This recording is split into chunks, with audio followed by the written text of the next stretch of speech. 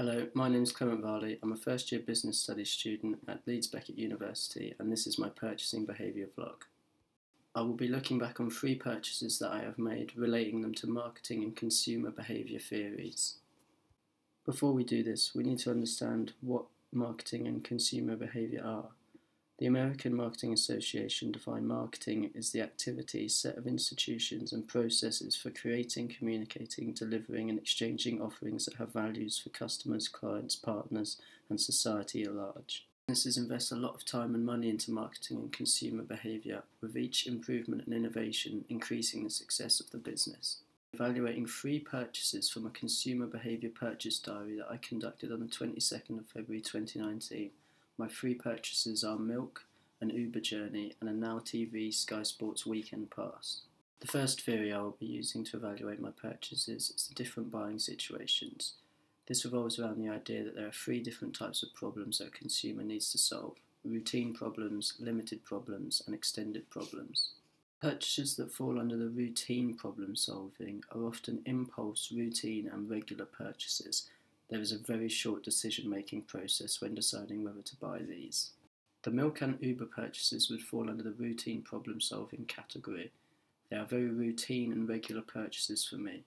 However, the Uber journey is slightly less routine, as there are many variables that can affect the decision-making process, such as distance of journey, who I'm riding with, and the fare price at that particular time. The next type of problem-solving is known as limited problem-solving. These decisions often take the consumer a lot longer to make because they are higher risk, higher investment, and less frequent for them. This is the category that my Now TV Sky Sports pass would fall under. Although it was only $8.99, I had to decide which weekend of football was going to be my favourite and if I was actually available for that weekend to watch all the games, otherwise it could have been a waste of the money. The next type of problem solving is extended problem solving.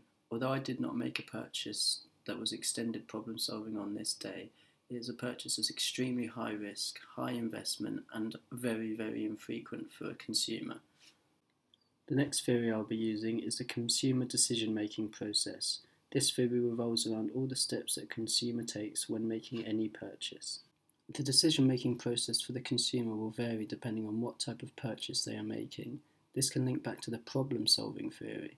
Depending on what level of problem the consumer is solving, the decision-making process will take different amount of time and thought, ultimately reaching a different conclusion after the purchase. Applying this theory to one of my routine problem-solving purchases, which was the Uber journey. The first step I took was my problem or need recognition.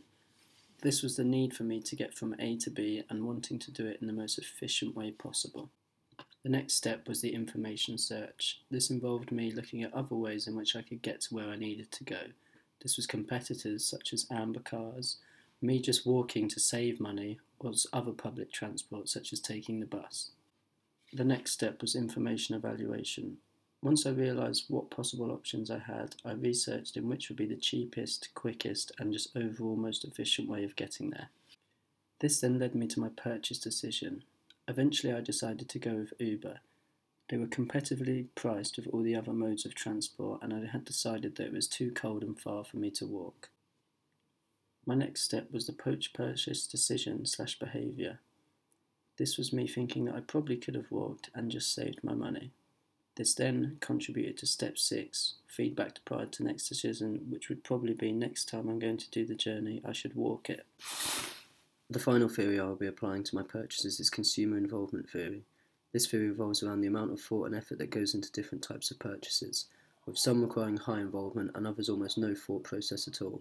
For example, the Sky TV pass had very high involvement while I was looking for alternatives and also picking the best weekend of football for me. The milk and Uber purchases, however, were very low involvement. They have a lot of the qualities of a low involvement purchase, such as high frequency, low price, low risk and a low time commitment. In conclusion, there are many different reasons why someone purchases a certain item. It's crucial for firms to understand this because once they understand why people buy things, they can effectively market it to them.